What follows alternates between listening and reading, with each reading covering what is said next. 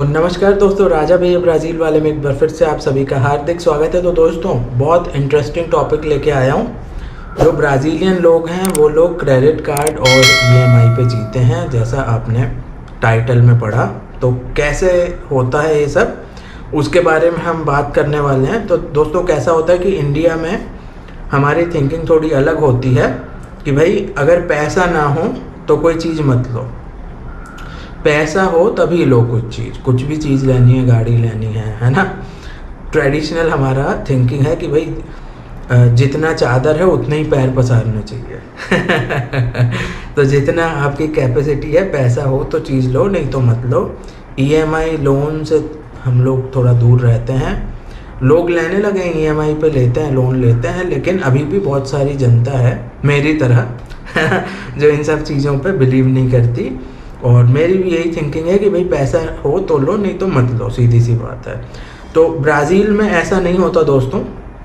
Brazil में क्या होता है कि सबके पास क्रेडिट कार्ड होता है। अब सबके पास मतलब क्या हो गया, सबके पास मतलब इवन जो लोअर मिडिल क्लास बैकग्राउंड है, लोअर क्लास है ना। अभी जैसे वॉचमैन हो गए हैं, जैसे स्वीपर हो गए हैं, सफाई कर्मचारी हो गए हैं, है ना, जो एकदम जो लोअर लेवल, एंट्री लेवल जो जॉब्स करते हैं, लोअर लेवल, उनके पास भी क्रेडिट कार्ड होता है ना।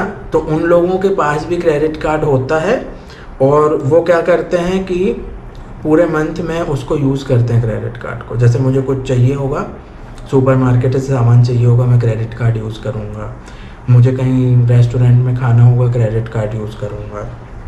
पूरे जो एक्सपेंसेस हैं, ग्रॉसरीज हैं, दवाई लेनी है, जो भी होगा मैं क्रेडिट कार्ड से यूज़ करूँगा। और फिर क्या होता है कि जब सैलरी आ जाएगी, पूरा महीना यूज़ कर लिया, मंथ एंड में सैलरी आ जाएगी या 1 तारीख को, तो क्या होगा, जो क्रेडिट कार्ड का स्टेटमेंट होता है उसको ब्राज़ील में कहते हैं फटूरा। स्टेटमेंट जो होता है ना, बिल, उसको फटूरा बोलते हैं। तो कार्टाऊ जी क्रेडिटो मीन्स क्रेडिट कार्ड, तो उसका जो स्टेटमेंट होता है फटूरा, वो ले जाके वो लोग पे कर देते हैं सैलरी आते ही साथ। तो जैसे कुछ भी हो गया होगा, जैसे 700-800 रुपये हो गया होगा आपका खर्च, है ना, जो उनकी मिनिमम वेज होगी। अब जैसे मैंने बताया वॉचमैन है या कोई ऐसे क्लीनिंग वाले स्टाफ होते हैं, फैसिलिटी वाले, तो उनको क्या होता है, उनको मिनिमम वेज मिलती है, लाइक 1200-1300 1500 में भी, है ना। तो उनको जो सैलरी मिलती होगी सिर्फ 1200-1300, तो वो क्या करेंगे कि जो उनका फटूरा हुआ होगा, खर्च हुआ होगा स्टेटमेंट में 700-800-900 1000 रियाल, वो सब वो 1 गो में पे कर देंगे, है ना। तो ऐसे उनका काम चलता है, सैलरी आती है और क्रेडिट कार्ड को पे कर देते हैं वो। तो ऐसे सब लोगों का काम चलता है, मोस्टली मिडिल क्लास का और लोअर मिडिल क्लास का, लोअर क्लास का, ऐसे ही काम चलता है। और फिर क्या होता है, फिर वो क्रेडिट कार्ड यूज़ करते हैं, है ना, पे कर दिया फटूरा, फिर क्रेडिट कार्ड यूज़ करने लगे, साइकिल चेंज हो गई, फिर अगले महीने की सैलरी आएगी, फिर पे करते हैं। तो ये ऐसा उनका पूरे एक्सपेंस होते हैं। और फिर जो थोड़े बहुत सैलरी से पैसे बच जाते हैं वो तो यूज़ नहीं करते। वो कभी ज़्यादा कुछ केस होता है ना, जैसे मान लो अभी किसी घर वाले को चाहिए, कोई बच्चा है, उसको कहीं जाना है, क्लास जाना है, तो पब्लिक ट्रांसपोर्ट यूज़ करेगा, कुछ होगा, तो फिर ऐसे एक्सपेंस उनके होते हैं। यूजुअली जो काम करता है वहाँ ब्राज़ील में, उसको वो लोग टिकट देते हैं। मतलब वो जो कार्ड होता है ना स्वाइप करने वाला, मेट्रो में, ट्रेन में, हर जगह स्वाइप हो जाता है, वहाँ एक कार्ड का सिस्टम है। मेरे पास भी था वो कार्ड। तो क्या होता है, उसको खाली रिचार्ज करना होता है, मेट्रो में भी स्वाइप हो जाएगा, वो वीएलटी में भी स्वाइप हो जाएगा, वो आपकी बीआरटी में भी स्वाइप हो जाएगा। तो ऐसा हो जाता है, कई बार वो शायद वो बस में भी स्वाइप हो जाता है, तो हर जगह वो कार्ड स्वाइप हो जाता है। तो ऐसा कार्ड उनको देते हैं, तो उसमें जो 100-150-200 रियाल होंगे वो उनका रिचार्ज कर देती है कंपनी। तो उनका तो आने जाने का खर्च निकल जाता है, ठीक है। तो ये देखा आपने, ब्राज़ील में क्या होता है, लोअर क्लास लोगों को भी पूरे बेनिफिट दिए जाते हैं। मतलब मैं काम पे जा रहा हूँ तो मेरा खर्चा नहीं होगा, कंपनी दे रही है, ठीक है। तो ये चीज़ बहुत अच्छी है वहाँ पे। तो वो सबको ये देते हैं कार्ड।